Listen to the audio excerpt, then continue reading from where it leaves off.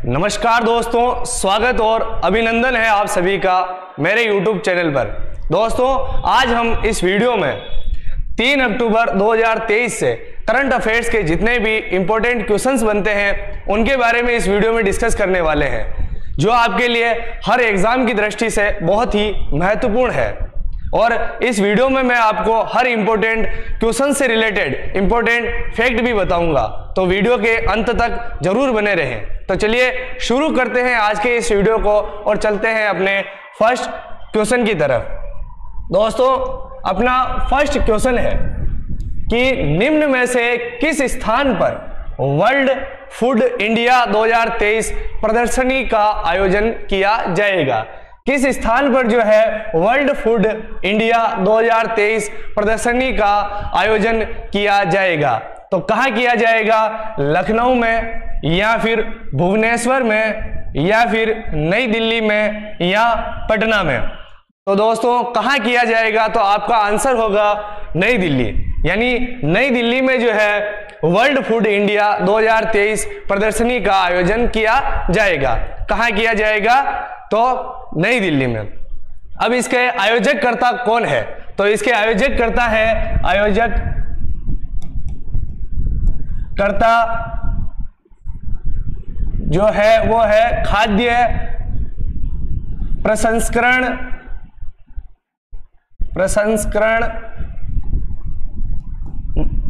उद्योग मंत्रालय। कौन है इसके आयोजक कर्ता? खाद्य प्रसंस्करण उद्योग मंत्रालय।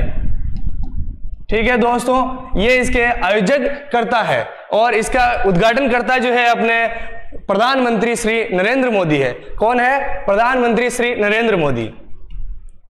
और 3 नवंबर को नई दिल्ली के प्रगति मैदान में वर्ल्ड फूड इंडिया 2023 प्रदर्शनी का आयोजन किया जाएगा और इस प्रदर्शनी का उद्घाटन पीएम नरेंद्र मोदी द्वारा किया जाएगा। किसके द्वारा किया जाएगा? भारत के प्रधानमंत्री श्री नरेंद्र मोदी द्वारा इस प्रदर्शनी का उद्घाटन किया जाएगा।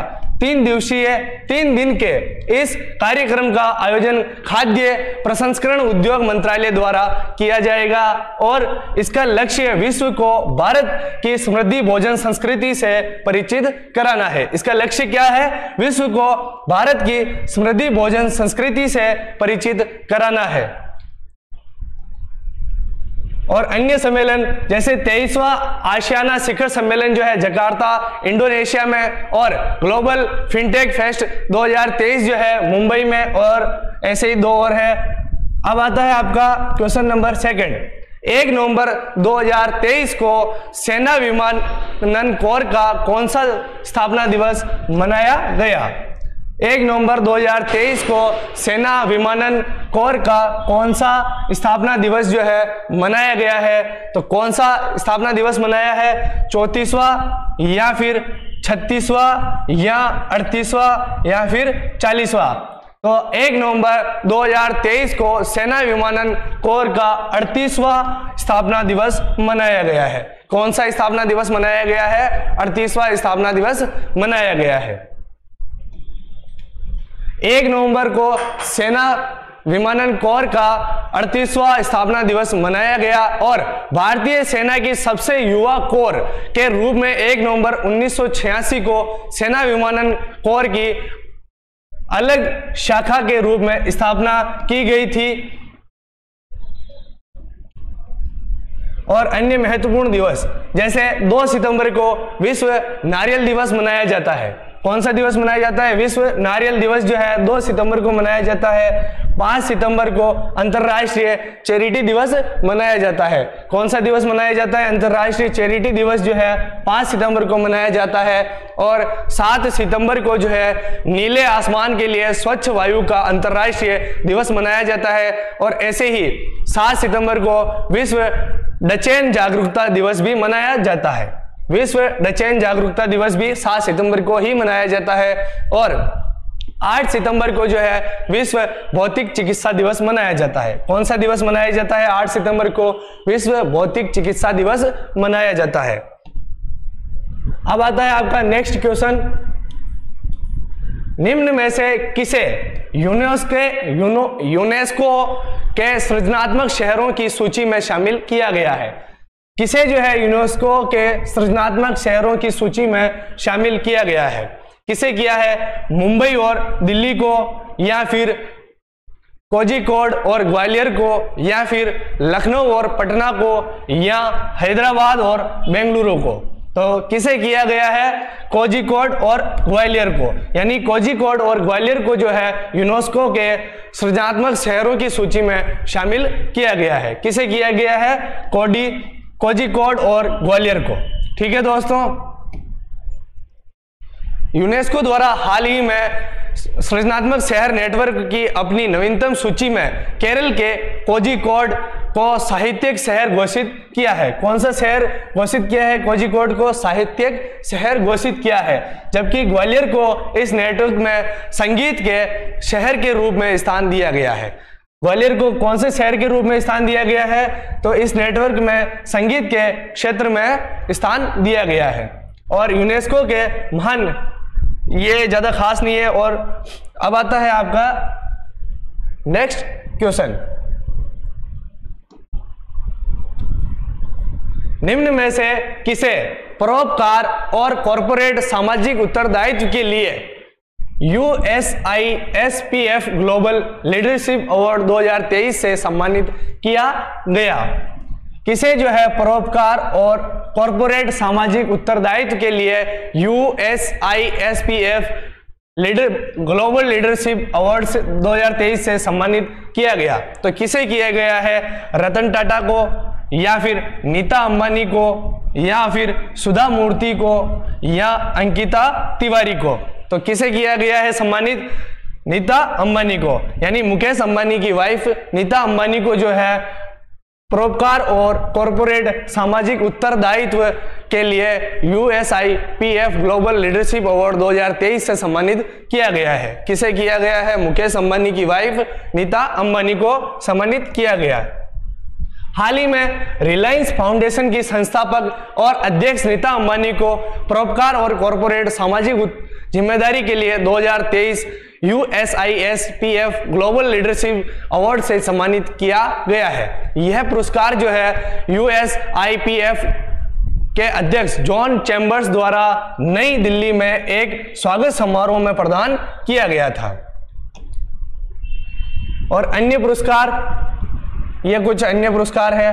और अब आता है आपका नेक्स्ट क्वेश्चन। दिसंबर 2023 में रिलीज होने वाली ब्रेकिंग द मोल्ड नामक किताब निम्न में से किसके द्वारा लिखी गई है? दिसंबर 2023 में रिलीज होने वाली ब्रेकिंग द मोल्ड नामक किताब निम्न में से किसके द्वारा लिखी गई है? किसके द्वारा लिखी गई है? रघुराम राजन के द्वारा, या फिर शक्तिकांत दास के द्वारा, या अर्जुन तिवारी द्वारा, या फिर नीलम शर्मा के द्वारा? किसके द्वारा लिखी गई है? तो रघुराम राजन के द्वारा जो है ब्रेकिंग द मोल्ड नामक किताब लिखी गई है। किसके द्वारा लिखी गई है? रघुराम राजन के द्वारा। तो यह है रघुराम राजन। हाल ही में पूर्व भारतीय reserve bank governor Raghuram Rajan Rohit Lamba के साथ मिलकर ब्रेकिंग द मोल्ड नामक किताब लिखी है, जो कि 7 दिसंबर 2023 को लॉन्च की जाएगी। कब की जाएगी? 7 दिसंबर 2023 को जो है लॉन्च की जाएगी। रघुराम गोविंद राजन एक भारतीय अर्थशास्त्री और शिकागो विश्वविद्यालय के बूथ स्कूल ऑफ बिजनेस में वित्त के कैथरीन डुसाग मिलर विशिष्ट सेवा प्रोफेसर है, और 2023 और 2006 के बीच वह अंतर्राष्ट्रीय मुद्रा कोष में मुख्य अर्थशास्त्री और अनुसंधान निदेशक थे। और रघुराम राजन की प्रसिद्ध किताबें हैं द थर्ड पिलर, और एक है I do what I do, और तीसरी है फॉल्ट लाइंस। कौन सी है? फॉल्ट लाइंस और I do what I do और द थर्ड पिलर। और अन्य किताबें जैसे कारगिल एक यात्री की जुबानी, यह किसके द्वारा लिखी गई है? ऋषिराज के द्वारा। किसके द्वारा? ऋषिराज के द्वारा जो है कारगिल एक यात्री की जुबानी नामक किताब लिखी गई है। और मानसून नामक किताब जो है अभय के द्वारा लिखी गई है। और heritage trees of Goa PS Sreedharan Pillai द्वारा, ठीक है। और let's move forward doctor Dinesh Prasad Saklani द्वारा लिखी गई है। अब आता है आपका नेक्स्ट क्वेश्चन, निम्न में से किसने दुनिया की पहली यात्रा ले जाने वाली उड़ने वाली टैक्सी को मंजूरी दी है? किस देश ने जो है दुनिया की पहली यात्री ले जाने वाली उड़ने वाली टैक्सी को मंजूरी दी है? तो वह देश कौन सा है? क्या चीन या फिर भारत या फिर फ्रांस या फिर डेनमार्क? तो वह देश कौन सा है जिसने पहली यात्री ले जाने वाली उड़ने वाली टैक्सी को मंजूरी दी है? तो वो है चीन। कौन सा देश है? चीन ने जो है यात्री ले जाने वाली उड़ने वाली टैक्सी को मंजूरी दी है। हाल ही में ये कुछ इससे इंपॉर्टेंट रिलेटेड बातें हैं। और चीन, तो अब चीन की राजधानी कौन सी है? चीन की राजधानी है बीजिंग। कौन सी है? बीजिंग जो है चीन की राजधानी है। और चीन की आधिकारिक भाषा कौन सी है? तो वो है मंदारिन। कौन सी है? मंदारिन जो है चीन की आधिकारिक भाषा है। और राष्ट्रपति है चीन के शी जिनपिंग। कौन है? शी जिनपिंग जो है चीन के राष्ट्रपति है। और चीन के पूर्व प्रधानमंत्री ली केqiang का हाल ही में निधन हो गया। चीन के जो पूर्व प्रधानमंत्री ली केqiang थे उनका हाल ही में निधन हुआ है। अब आता है आपका नेक्स्ट क्वेश्चन, निम्न में से किस दिन विश्व बचत दिवस मनाया जाता है? किस दिन जो है विश्व बचत दिवस मनाया जाता है? वह दिन कौन सा है? क्या 30 अक्टूबर को या फिर 31 अक्टूबर को या 1 नवंबर को या फिर 2 नवंबर को? तो विश्व बचत दिवस कब मनाया जाता है? तो आपका आंसर होगा 31 अक्टूबर को। विश्व बचत दिवस जो है 31 अक्टूबर को मनाया जाता है। और भारत में बचत दिवस कब मनाया जाता है? तो भारत में जो है बचत दिवस मनाया जाता है 30 अक्टूबर को। कब मनाया जाता है? 30 अक्टूबर को जो है भारत में बचत दिवस मनाया जाता है। कौन सा दिवस मनाया जाता है? बचत दिवस। कब मनाया जाता है? 30 अक्टूबर को। अच्छा, अब विश्व बचत दिवस जो है वो तो मनाया जाता है 31 अक्टूबर को। और भारत में 30 अक्टूबर को क्यों मनाया जाता है? तो 30 अक्टूबर को हमारे पूर्व प्रधानमंत्री इंदिरा गांधी की मृत्यु तिथि मनाई जाती है। ठीक है दोस्तों, इसलिए 30 अक्टूबर को जो है भारत में बचत दिवस मनाया जाता है। 31 अक्टूबर को हर साल विश्व बचत दिवस मनाया जाता है। कब मनाया जाता है? 31 अक्टूबर को। और भारत में 30 अक्टूबर को मनाया जाता है। विश्व बचत दिवस बचत के महत्व और व्यक्तियों की वित्तीय सुरक्षा के बारे में जागरूकता बढ़ाने के लिए दुनिया भर में मनाया जाता है। और भारत 30 अक्टूबर को विश्व बचत दिवस मनाता है। कब मनाता है? 30 अक्टूबर को। 31 अक्टूबर को भारत की पूर्व तीसरी प्रधानमंत्री इंदिरा गांधी की मृत्यु तिथि मनाई जाती है। और 31 अक्टूबर 1984 को जो है इंदिरा गांधी की हत्या कर दी गई थी। कब कर दी गई थी? 31 अक्टूबर 1984 को। और अन्य महत्वपूर्ण दिवस, 1 अगस्त को विश्व फेफड़े का कैंसर दिवस मनाया जाता है। और 1 अगस्त को विश्व फिनटेक दिवस भी मनाया जाता है। और 1 अगस्त को जो है वर्ल्ड वाइड वेब दिवस भी मनाया जाता है। और 2 अगस्त को अर्थ ओवरशूट दिवस मनाया जाता है। और ऐसे ही 4 अगस्त को जो है राष्ट्रीय अस्थि एवं जोड़ दिवस मनाया जाता है। ये कुछ इंपॉर्टेंट डे है जो इन्हें बस थोड़ा याद रखना है। ठीक है दोस्तों, अब आता है आपका नेक्स्ट क्वेश्चन, निम्न में से किस राज्य ने दुर्गा भारत अवार्ड शुरू किया है? किस राज्य ने जो है दुर्गा भारत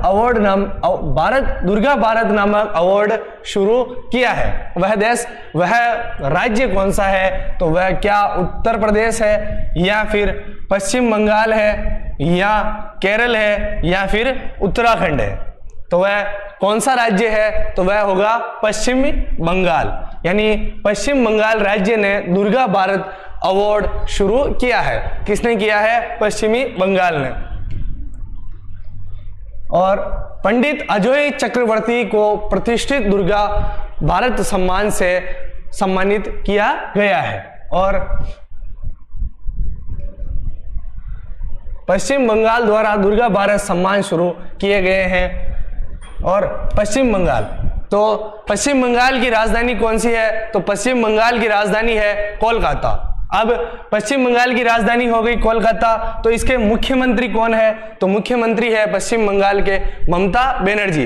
कौन है? ममता बनर्जी जो है पश्चिम बंगाल के मुख्यमंत्री है। और राज्यपाल है सीवी आनंद बोस। कौन है राज्यपाल? सीवी आनंद बोस। और राजकीय पक्षी जो है वो है सफेद गले वाला किंग फिशर। कौन है? सफेद गले वाला किंग फिशर। और राजकीय फूल जो है पश्चिम बंगाल का वो है रात में फूलने वाली चमेली। पश्चिम बंगाल का राजकीय फूल कौन सा है? तो रात में फूलने वाली चमेली। कौन सा है? रात में फूलने वाली चमेली। नेक्स्ट क्वेश्चन, निम्न में से किसके द्वारा राजाजी टाइगर रिजर्व संरक्षण फाउंडेशन की स्थापना की गई है? किसके द्वारा जो है राजाजी टाइगर रिजर्व नामक संरक्षण फाउंडेशन की स्थापना की गई है? किसके द्वारा की गई? क्या कर्नाटक राज्य सरकार द्वारा, या फिर असम के द्वारा, या फिर राजस्थान के द्वारा, या फिर उत्तराखंड के द्वारा? तो राजाजी टाइगर रिजर्व संरक्षण फाउंडेशन की स्थापना जो है उत्तराखंड राज्य सरकार द्वारा की गई। किसके द्वारा की गई है? उत्तराखंड राज्य सरकार द्वारा जो है राजाजी टाइगर रिजर्व संरक्षण फाउंडेशन की स्थापना की गई है।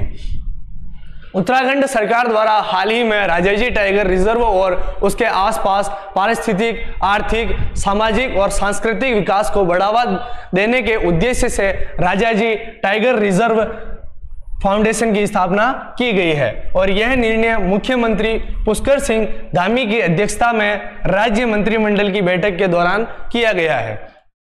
ठीक है। अब उत्तराखंड, दोस्तों उत्तराखंड, तो उत्तराखंड की जो कैपिटल है कौन सी है? तो उत्तराखंड की कैपिटल है, राजधानी है देहरादून। कौन सी है? देहरादून। और उत्तराखंड के मुख्यमंत्री है पुष्कर सिंह धामी। और उत्तराखंड की स्थापना कब हुई? तो 9 नवंबर 2000 को हुई। स्थापना कब हुई उत्तराखंड की? तो उत्तराखंड की स्थापना हुई 9 नवंबर 2000 को जो है उत्तराखंड की स्थापना हुई। और उत्तराखंड के राज्यपाल है गुरमीत सिंह। और पहले था उत्तर प्रदेश का हिस्सा। यह उत्तराखंड जो है पहले उत्तर प्रदेश का हिस्सा था। और राजकीय पक्षी है इसका हिमालयन मोनाल। अब आता है आपका नेक्स्ट क्वेश्चन, 10 वर्ष और उससे कम श्रेणी में किसने wild life photographer of the year का अवार्ड जीता है? 10 वर्ष और उससे कम श्रेणी में किसने जो है wild life photographer of the year का अवार्ड जीता है? तो किसने जीता है? क्या वो विहान तल्या है, या फिर नंदिनी बोस, या सूरज जैन, या फिर आराधना शर्मा? तो कौन है वो? तो वो है विहान तल्या।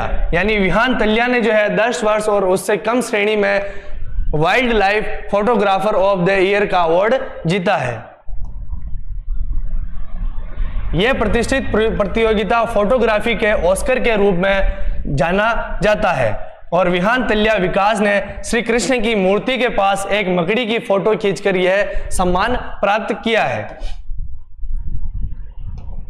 अब आता है आपका नेक्स्ट क्वेश्चन, निम्न में से किसे रोहिणी नैयर पुरस्कार से सम्मानित किया गया है? किसे जो है रोहिणी नैयर नामक पुरस्कार से सम्मानित किया गया है? तो किसे किया गया है? राजनाथ राजपूत, या फिर अंकित तिवारी, या फिर राम प्रकाश को, या फिर नंदिनी शर्मा को? किसे किया गया है? तो दीनानाथ राजपूत को जो है रोहिणी नैयर पुरस्कार से सम्मानित किया गया है। किसे किया गया है? दीनानाथ राजपूत को।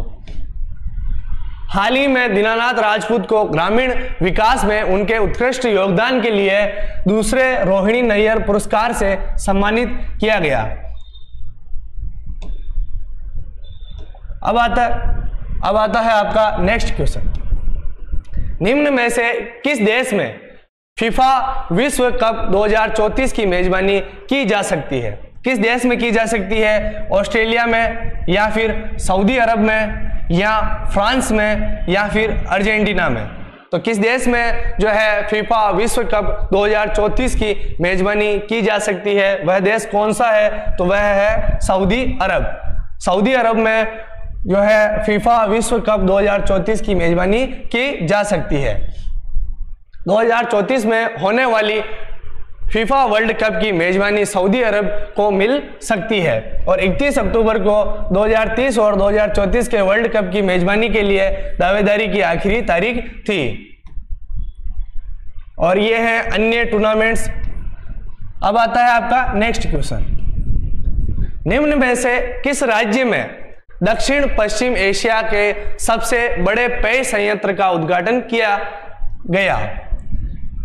किस राज्य में दक्षिण पश्चिम एशिया के सबसे बड़े पेय संयंत्र का उद्घाटन किया गया? किस राज्य में किया गया? उत्तर प्रदेश में, या फिर कर्नाटक में, या केरल में, या फिर उत्तराखंड में? किस राज्य में किया गया? तो आपका आंसर होगा उत्तर प्रदेश। यानी उत्तर प्रदेश राज्य में दक्षिण पश्चिम एशिया के सबसे बड़े पेय संयंत्र का उद्घाटन किया गया और इसके उद्घाटनकर्ता जो थे वो थे अपने योगी आदित्यनाथ। अभी हाल ही में दक्षिण पश्चिम एशिया के सबसे बड़े पेय संयंत्र का उद्घाटन उत्तर प्रदेश में किया गया। उत्तर प्रदेश के मुख्यमंत्री योगी आदित्यनाथ ने अमेठी में दक्षिण पश्चिम एशिया के सबसे बड़े पेय संयंत्र का उद्घाटन किया। यह प्लांट लदानी ग्रुप के विवेक लदानी द्वारा स्थापित किया गया है, जो दक्षिण पश्चिम एशिया में कोका कोला का सबसे बड़ा बोटलर है। उत्तर प्रदेश, तो उत्तर प्रदेश की राजधानी है लखनऊ। क्या है? राजधानी लखनऊ। और मुख्यमंत्री है उत्तर प्रदेश के योगी आदित्यनाथ। कौन है? योगी आदित्यनाथ। और उत्तर प्रदेश के राज्यपाल है आनंदीबेन पटेल और पक्षी है सारस ट्रेन। अब आता है आपका लास्ट क्वेश्चन। मेरा हाउ चोंगबा नामक फेस्टिवल निम्न में से किस राज्य में मनाया गया? मेरा हाउ चोंगबा नामक फेस्टिवल जो है निम्न में से किस राज्य में मनाया गया? तो कहाँ मनाया गया? क्या कर्नाटक में मनाया गया, या फिर असम में, या मणिपुर में, या फिर आंध्र प्रदेश में? कहाँ मनाया गया? तो मणिपुर में। कहाँ पर? मणिपुर में। यानी मणिपुर में जो है मेरा हाउ चोंगबा नामक फेस्टिवल जो है मनाया गया। कहाँ मनाया गया? मणिपुर में।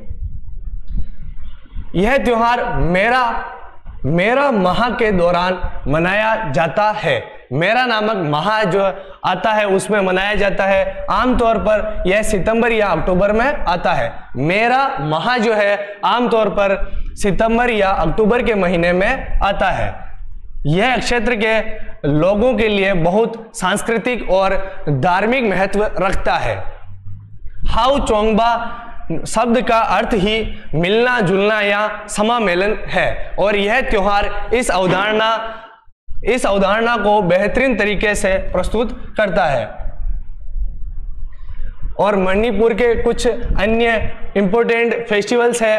पहला है लाई हराबो और कांग महोत्सव और संगाई महोत्सव और कूट महोत्सव और एक है चेरा ओबा महोत्सव। ये सब मणिपुर के फेस्टिवल्स हैं। किसके हैं? मणिपुर के।